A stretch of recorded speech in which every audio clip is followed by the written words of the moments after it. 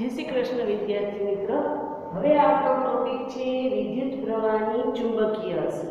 એટલે કે આપણે ચુંબક વિદ્યુત ચુંબક કઈ રીતે બને, એટલે કે વિદ્યુત પ્રવાહ આપણો પાઠમાં વિદ્યુત પ્રવાહની અસર છે તો એક તો ઉષ્મીય અસર આપણે જોઈ ચૂક્યા કે જ્યારે વિદ્યુત પ્રવાહ પસાર થાય છે તો પ્રકાશ તો આપે જ છે, સાથે સાથે ઉષ્મા પણ આપે છે। અમુક જગ્યાએ ઉષ્માનો વ્યય થાય છે અને અમુક જગ્યાએ આપણે ઉષ્માને ઉપયોગમાં લઈએ છીએ ત્યારે પ્રકાશનો વ્યય થતો હોય છે વિદ્યાર્થી મિત્ર। હવે આપણી ત્રીજી અસર છે વિદ્યુત પ્રવાહની ચુંબકીય અસર। તો વિદ્યુત પ્રવાહ અને ચુંબક બે વસ્તુ ભેગી, એનો મતલબ એ થાય કે કદાચ વિદ્યુત પ્રવાહ ચુંબકની જેમ વર્તતું હશે, એના જેવું બિહેવિયર એનું હશે વિદ્યુત પ્રવાહનું ચુંબક જેવું। તો ચુંબકનું આપણે એક વખત રિવાઇન્ડ કરી લઈ અથવા જોઈ લઈ, તમે ભૂલી ગયા હો તો હું તમને યાદ અપાવી દઉં કે આપણે ચુંબકમાં ધ્રુવ હતા, બરાબર, ઉત્તર ધ્રુવ અને દક્ષિણ ધ્રુવ। સજાતીય ચુંબક એટલે ઉત્તર ધ્રુવ ભેગા થાય તો અપાકર્ષણ થાય, અને વિજાતીય ધ્રુવ એટલે કે દક્ષિણ ધ્રુવ અને ઉત્તર ધ્રુવ ભેગા થાય તો આકર્ષણ થાય। એ આપણે ચુંબકના ગુણધર્મ જાણીએ છીએ। તો હવે વિદ્યુત પ્રવાહમાં આવું જ કાંક આપણે લક્ષણ જોવાની કોશિશ કરશું કે જે ચુંબકમાં આપણે જોવા મળતું હતું વિદ્યાર્થી મિત્ર। તો એના માટે પ્રવૃત્તિ 14.5 આપણે પહેલા જોશું। એમાં તમારે શું કરવાનું છે વિદ્યાર્થી મિત્રો કે એક ખાલી માચીસનું બોક્સ અંદરનું જેમાં સળી હોય છે એ સળી કાઢીને એના અંદર એક હોકા યંત્ર, નાનું હોકા યંત્ર તમને ખબર છે કે એમાં ચુંબકીય સોય હોય જે તે દિશા બતાવે છે, એ પણ આપણે ધોરણ 6 માં અભ્યાસ કરી ચૂક્યા છે। તો એ કંપાસ આવે, એક જાતનો ગોળ કંપાસ જેવી પેટી આવે અને એના અંદર સોયાકારનું ચુંબક હોય અને જે દિશા બતાવે એને આપણે હોકા યંત્ર કહીએ છીએ। એનો ઉપયોગ પણ આપણે શીખી ગયા કે પ્લેનમાં કે હવાઈ જહાજ અથવા તો દરિયાઈ જહાજ સ્ટીમર, તમને એમ થાય ત્યાં થોડા કંઈ રોડ છે કે રોડ ઉપર લખેલું હોય વિદ્યાર્થી મિત્રો કે આ દિશામાં જાઓ, રાઈટ જાઓ, લેફ્ટ જાઓ, રસ્તા ઉપર બોર્ડ મારેલા હોય। પાણીમાં કે આકાશમાં તો હોય તો એ લોકો દિશા કઈ રીતે, એ લોકો આગળ નકશો હોય કે આ ગામેથી આ શહેરથી ઓલા શહેર પહોંચવા માટે, અને દિશા એને હોકાય કે રાઈટ દક્ષિણ દિશા તરફ એટલું ચાલવાનું છે, ઉત્તર દિશા તરફ એટલું, પૂર્વ પશ્ચિમ, તો એ હોકા યંત્રના મદદથી એ લોકો દિશા નક્કી કરતા હોય વિદ્યાર્થી મિત્રો। તો એવું એક નાનકડું હોકા યંત્ર લેવાનું છે જેને માચીસ બોક્સની અંદર જ્યાં સળી રાખતા હોય એ બોક્સ કાઢી લેવાનું, સળીની જગ્યાએ એમાં હોકા યંત્ર રાખવાનું અને એની ફરતે તાર વીટવાનો છે વિદ્યાર્થી મિત્રો। તાર આપણે ખબર છે કે એમાંથી વિદ્યુત પ્રવાહ પસાર થાય છે, એટલે વિદ્યુત પ્રવાહનો તાર લપેટી અને એની સાથે એક સેલ, બરાબર, અને એક નાનો બલ્બ આપણે જે ઉપયોગ કરીએ છીએ અને કળ। આ રીતે તમારી પાઠ્યપુસ્તકની આકૃતિમાં 14.17 આ રીતે આપેલું છે। હવે શું કરવાનું વિદ્યાર્થી મિત્રો તમારે કે પહેલા કળ નથી, કળ બંધ રાખવાની છે એટલે કે ઓફ રાખવાની છે અને એક ગજિયા ચુંબકને કંપાસ બોક્સ એટલે ઓલું જે આપણે માચીસ બોક્સના અંદર હોકાય રાખ્યું છે ત્યાં લઈ જાવ, એટલે શું થશે કે ઓલી અંદર સોય છે, સોયાકાર ચુંબક છે એનું આવર્તન થશે, કારણ કે બે ચુંબક જ છે। ગજિયો ચુંબકનો મેં તમને હમણાં જ કીધું કે ચુંબક જો બે વિરુદ્ધ ધ્રુવો ભેગા થાય તો એકબીજાને આકર્ષે અને અપાકર્ષે, સજાતીય હોય તો અપાકર્ષે, એટલે ઓલું સોય છે આવર્તન કરશે એટલે કે હલશે, ગજિયા ચુંબક સામે મૂકશો। હવે શું કરશો, ગજિયા ચુંબકને હટાવી નાખો અને હવે સ્વિચ ઓફ હતી એને ઓન કરી નાખો, એટલે કે હવે આપણે એમાંથી વિદ્યુત પ્રવાહ પસાર કરો, એટલે વિદ્યુત પ્રવાહ પસાર થશે, ઓલો બલ્બ ચાલુ થશે વિદ્યાર્થી મિત્રો, એટલે આપણે ખબર પડશે કે પ્રવાહ પસાર થયો। જેવો બલ્બ ચાલુ થશે વિદ્યાર્થી મિત્રો એટલે પાછી ઓલી સોય હતી ને જેમ ચુંબકમાં આવર્તન બતાવ્યું તો આવર્તન મીન્સ હલશે, થોડીક એની જગ્યાએથી હટશે, એવું જ પાછું આવર્તન બતાવશે।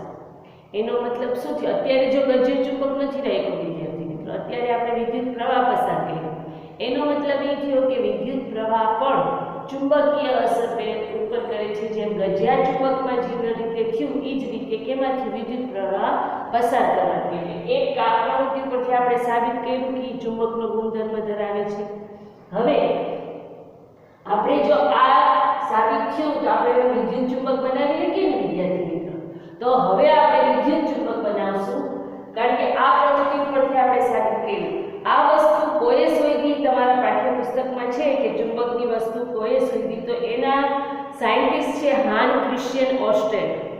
એ વૈજ્ઞાનિકને આ વસ્તુ જોઈને નવાઈ પામી. સૌથી પ્રથમ વ્યક્તિ હતા કે જેએ નોંધ્યું કે વિદ્યુત પ્રવાહમાં પણ ચુંબક જેવી જ અસર છે, વિદ્યુત પ્રવાહ પણ ચુંબકની જેમ વર્તે છે. તો જ ઓલા હોકા યંત્રમાં આવર્તન થયું જેમ ગજિયા ચુંબકમાં થયું હતું. તો હવે આ વસ્તુ સિદ્ધ કરવા માટે એને આશ્ચર્ય થયું ને, તો સિદ્ધ કરવા માટે હજી એક આપણે પ્રવૃત્તિ કરીને સમજીએ કે વિદ્યુત ચુંબક બનાવવાની કોશિશ કરી.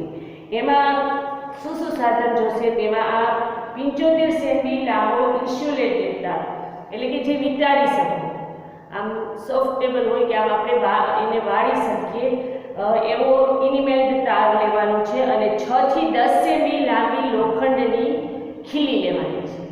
બરાબર, લોખંડની એક ખીલી લેવાની. આ તમને અહીંયા આકૃતિ આપી જ છે તમારી બુકમાં. અને એની સાથે એક સેલ અને કળ એટલે કે સ્વિચ જોડવાની છે વિદ્યાર્થી મિત્રો. હવે એ લોખંડની ખીલીમાં ઓલો 75 સેમી તાર લીધો ને એને વીંટી લેવાનો, એની સાથે તાર સાથે સેલ જોઈન્ટ કરવાનો અને કળ જોઈન્ટ કરવાની એટલે કે સ્વિચ જોઈન્ટ કરવાની ઓન ઓફ કરવા માટે, અને થોડીક ટાંકણી લેવાની. હવે શું કરવાનું કે જ્યારે સ્વિચ બંધ હોય ત્યારે ટાંકણીને તમારે ખીલી આગળ રાખવાની, નજીક થોડીક અડાડી નહીં દેવાની. તો તમે જોજો શું થાય છે. પછી શું કરજો, કળને ચાલુ કરજો એટલે કે સ્વિચ ઓન કરજો. તો શું થાય છે એ જોજો. આ વસ્તુ કરવાની છે. આ પ્રયોગ કરવા જેવો છે વિદ્યાર્થી મિત્રો, મજા આવશે. તો ઘરે બેઠા બોર થતા હોય તો આ પ્રયોગ કરજો. તમને કળ બનાવતા ન આવડે તો ખાલી તાર જોડી દેવાના, બે તારને જોડી દો તો વિદ્યુત પરિપથ પૂર્ણ થઈ ગયું. પછી જોવાનું જ્યારે સ્વિચ ઓન હશે ને ત્યારે ટાંકણી ખીલી ચોટી જશે. જેવી તમે સ્વિચ બંધ કરશો ને એવી પાછી ટાંકણી છૂટી પડી જાય ખીલી. એનો મતલબ કે અત્યારે તો આપણે એકેય ચુંબકનો ઉપયોગ નથી કર્યો. એનો મતલબ એ થયો કે વિદ્યુત પ્રવાહ પસાર કરીએ છીએ ત્યારે ઓલો જે ખીલી છે એ શું બની જાય છે? ચુંબક બની જાય છે. અને જેવું વિદ્યુત પ્રવાહ બંધ કરી દે છે એ ખીલી પાછી ખીલી હતી એવી જ બની જાય છે. એટલે કે આ આપણે વિદ્યુત ચુંબક બનાવ્યું વિદ્યાર્થી મિત્રો તારના ગુચ્છાનો ઉપયોગ કરીને. અને આ વસ્તુ ક્યાં કામ આવે? તો ધોરણ 6 માં આપણે શીખી ગયા હતા વિદ્યાર્થી મિત્રો, ક્રેન, લોખંડનો ભારી સામાન ઉચકવો હોય તો એના ક્રેન હોય, એના અંદર શું આવેલું હોય? પ્રબળ વિદ્યુત ચુંબક ધરાવતું હોય ક્રેનનો છેડો, એટલે કે ઇલેક્ટ્રિક સાથે જોઈન્ટ હોય. જેવું એ સ્વિચ ઓન કરે એટલે ક્રેનનો છેડો છે એ ચુંબક બની જાય અને બધી લોખંડની ભારેમાં ભારે વસ્તુ હોય એને ચોંટી જાય અને એ ઉંચકી શકે. એવી જ રીતે ડૉક્ટર પણ ઉપયોગ કરે છે વિદ્યાર્થી મિત્રો. તમારી આંખમાં લોખંડની નાની એવી કણ ઉડી ગઈ હોય, કોઈ એવા વેલ્ડિંગનું કામ કરતા હોય અથવા ભંગારનું કામ કરતા હોય ને કોઈ વાર એક્સિડન્ટલી એવું થાય અને ડૉક્ટર પાસે જાય તો એ પણ નાની એવી સોય, વિદ્યુત ચુંબકની સોયનો ઉપયોગ કરે, જેનાથી એ આમ ખાલી જરાક આંખથી દૂર રાખે ને તો કોઈ કણ એને ચોંટી જાય. તો એવા તો ઘણી બધા ઉપકરણો છે જે આપણે નથી ખબર પણ જ્યાં વિદ્યુતનો ઉપયોગ, વિદ્યુત ચુંબકનો ઉપયોગ થતો હોય. ઇલેક્ટ્રિક અમુક ઉપકરણોમાં પણ થતો હશે વિદ્યાર્થી મિત્રો. એટલે આ રીતે આપણે વિદ્યુત ચુંબક બનાવી શકીએ છીએ. હવે પછીનો આપણો ટોપિક છે વિદ્યુત ઘંટડી. તો વિદ્યાર્થી મિત્રો વિદ્યુત ઘંટડી છે એટલે કે આપણી ડોરબેલ. તમને ખબર હોય તો ઇલેક્ટ્રિક આપણે ડોરબેલમાં સ્વિચ એટલે કે ઇલેક્ટ્રિક સાથે છે ને તો વિચાર આવે ને, હવે તો મ્યુઝિકલ થઈ ગઈ છે પણ પહેલાં તો ખાલી ઘંટડીનો જ હતો. હજી અમુક જગ્યાએ ફ્લેટમાં તમે સ્વિચ ઓન કરો તો ઘંટડીનો જ અવાજ આવે. તો અહીંયા એની રચના આપી છે વિદ્યુત ઘંટડીની વિદ્યાર્થી મિત્રો. એમાં પણ શું હોય છે કે લોખંડનો ટુકડો વીંટાળેલો એક વિદ્યુત તારનું ગૂંચળું હોય છે અને એ ગૂંચળું ચુંબકની જેમ વર્તે છે અને લોખંડની પટ્ટીના નજીક ગોઠવાઈ જાય એટલે લોખંડની પટ્ટીના સંપર્કમાં આવે અને સ્ક્રૂ છે એ લોખંડની પટ્ટીના સંપર્કમાં આવે એટલે ત્યારે કોઇલમાં વિદ્યુત પ્રવાહ પસાર થાય અને કોઇલ છે એ વિદ્યુત ચુંબકની જેમ વર્તે અને એ લોખંડની પટ્ટીને આકર્ષે એટલે કે અવાજ થાય, અથડાય એની સાથે અને અવાજ ઉત્પન્ન થાય અને પછી લોખંડની પટ્ટીને જેવી આકર્ષે એટલે એને ચોટે એટલે વિદ્યુત પરિપથ કટ થઈ જાય, તૂટી જાય એટલે પસાર બંધ થઈ ગયું. એટલે એ તૂટી જાય એટલે શું થાય છે? ભંગાણ થાય એટલે અટકી જાય અને ચુંબક તરીકે વર્તવાનું બંધ કરે. પછી પાછું શું થાય કે પાછું થોડીક વાર થાય ને એ છૂટું પડી જાય એટલે એનાથી છૂટું પડી જાય, વિદ્યુત પ્રવાહ બંધ થઈ જાય એટલે છૂટું પડી જશે એટલે પછી પાછું આ જોડાણ ચાલુ થઈ જાય તો વળી પાછું એને આકર્ષે. આ સતત ઝડપથી પ્રક્રિયા થાય એટલે શું થાય? ઘંટડી આપણે સતત સંભળાય.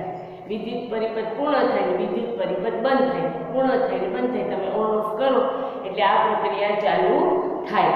અને ઓલી સ્ટીલની કઠોળી સાથે સ્ટીલની કટોરી હોય એની સાથે ઓલી હથોડી અથડાયા થાય. સ્ક્રૂ સાથે વિદ્યુત પ્રવાહ સંકળાય એટલે કે વિદ્યુત પરિપથ પૂર્ણ થાય અને તૂટી જાય. આ બે વસ્તુ વારંવાર થાય. સ્વિચ ઓન ઓફ કરો એટલે. અને આ રીતે ઘંટડી રડકે. તો અહીં આપણે વિદ્યુત પ્રવાહની ચુંબકીય અસર જોઈ કે આપણે ચુંબકનો ઉપયોગ નથી કરતા વિદ્યાર્થી મિત્ર, પણ વિદ્યુત પ્રવાહ પસાર કરીને લોખંડની વસ્તુને ચુંબક બનાવીએ છીએ અને એનો ઉપયોગ આપણે કરીએ છીએ વિદ્યાર્થી મિત્ર. અહીં આપણો આ પાઠ પૂરો થાય છે. આપણે વિદ્યુત ચુંબકની બે અસરો જોઈ, ચુંબકીય અસર અને પૃષ્ઠીય અસર વિદ્યાર્થી મિત્ર. હવે હજી આગળ તમે 8મા ધોરણમાં અભ્યાસ કરશો. મેં કીધું એ પ્રમાણે આ ટોપિક ઉપર તમને આગળ ને આગળ ભણવાનું આવે. અહીં આપણો પાઠ પૂરો થયો એટલે હું તમને હોમવર્ક આપું છું. તમારે વિદ્યુત ઘંટડી વિશે ટૂંકનોંધ લખવાની છે. વિદ્યુત ઘંટડી વિશે ટૂંકનોંધ લખો. આ તમારું હોમવર્ક છે વિદ્યાર્થી મિત્ર. સારા અક્ષરે તમારે તમારી હોમવર્ક નોટમાં લખવાનું છે વિદ્યાર્થી મિત્ર. અહીં આપણો પાઠ પૂર્ણ થાય છે. મેં કીધું એ પ્રમાણે વિદ્યુત ચુંબક બનાવવાની કોશિશ કરજો. કાંઈ એવું અઘરું નથી. એક ખીલી જોઈ, એક સેલ જોઈ અને મેં કીધું એ પ્રમાણે સ્વિચ ન હોય તો કાંઈ નહીં, આપણે તારને છેડાને જોઈન્ટ કરીએ તો સ્વિચનો ઉપયોગ થાય ને તારના છેડાને હટાવી લઈએ તો વિદ્યુત પરિપથ તૂટી જાય. એટલે કોશિશ કરજો, મજા આવશે બનાવવાની. બાકી અહીં પાઠ પૂર્ણ થાય છે. જય શ્રી કૃષ્ણ.